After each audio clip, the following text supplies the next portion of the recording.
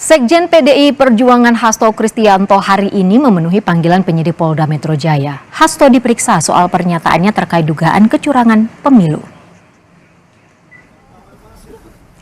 Saat tiba, Hasto membawa sejumlah bukti di antaranya berkas dan dokumen pendukung.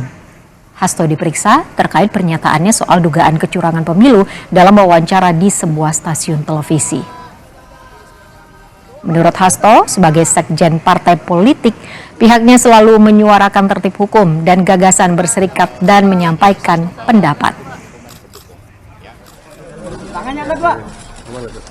Saya telah menunaikan undangan yang ditujukan kepada saya atas beberapa pernyataan, di mana dari pernyataan-pernyataan saya itu kemudian ada yang mengajukan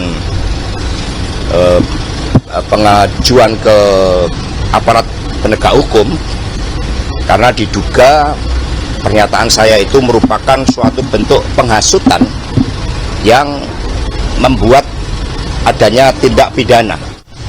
Padahal sebagai sekjen partai politik, yaitu PDI Perjuangan, kami selalu menyuarakan tertib hukum, membangun budaya hukum.